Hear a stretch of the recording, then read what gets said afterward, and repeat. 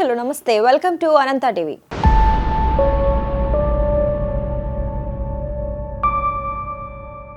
ప్రస్తుతం తెలుగు సినిమా స్థాయి భారీగా పెరిగింది. ఒకప్పుడు కేవలం ప్రాంతీయ సినిమాగా ఉండే తెలుగు సినిమా ఇప్పుడు ప్రపంచాన్ని ఏలుతుంది.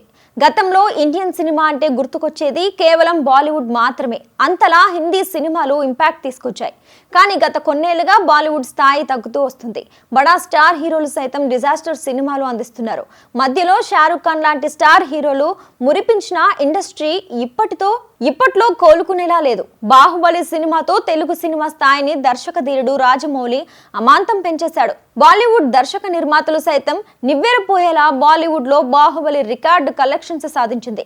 బాహుబలి అనుకుంటే అల్లు అర్జున్ సుకుమార్ కాంబినేషన్ లో పుష్ప సినిమా సృష్టించిన అరాచకం వేరు. ఇక ఈ సినిమా బాలీవుడ్ ఆడియన్స్ పిచ్చిగా నచ్చేసింది. పుష్ప బాలీవుడ్ లో భారీగా కలెక్షన్స్ రాబట్టింది. ఇక అప్పటి నుండి తెలుగు సినిమా బాలీవుడ్ పై దండయాత్ర చేస్తూనే ఉంది. రాజమౌళి నుంచి మరో అద్భుతం RRR.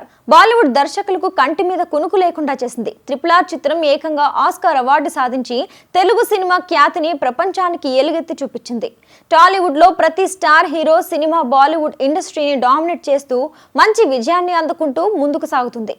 భవిష్యత్తులో తెలుగు సినిమా ఇండస్ట్రీ చాలా సంవత్సరాల పాటు ఇండియన్ సినిమా ఇండస్ట్రీని ఏలే అవకాశాలు కూడా ఉన్నాయని పలువురు సినీ ప్రముఖులు సైతం వాళ్ళ అభిప్రాయాన్ని తెలియజేస్తున్నారు. ఇక బాలీవుడ్ హీరోలు, దర్శకులు తెలుగు సినిమా వైభవం చూసి కుళ్ళుకుంటున్నారు. రీసెంట్ గా man of masses NTR Devara సినిమాతో మరోసారి పెను ప్రపంచాన్ని సృష్టించారు. అయితే ఈ సినిమా బాలీవుడ్ లో దాదాపు 50 కోట్ల గ్రాస్ కలెక్ట్ చేసింది. ముందు భారీ కలెక్షన్స్ కూడా రాబడుతుందనే విషయం అయితే చాలా స్పష్టంగా తెలుస్తుంది. దేవర ప్రపంచానికే వణుకుతున్న బాలీవుడ్ పుష్ప 2 సినిమా వస్తే ఎలా తట్టుకుంటుందో మరి. పుష్ప 2 సినిమా డిసెంబర్ 6వ తేదీన గ్రాండ్ గా రిలీజ్ కానుంది. ఏకంగా 200 కోట్ల టార్గెట్ తో వస్తున్న పుష్ప 2 కి బాలీవుడ్ లో పాజిటివ్ రెస్పాన్స్ వస్తే కనుక పుష్పగాడి జోరు ఆపడం ఎవరి వల్ల కాదు. మరి బాలీవుడ్ పై పుష్పగాడి రూల్ ఎలా ఇంపాక్ట్ చూపిస్తుందో చూడాలి.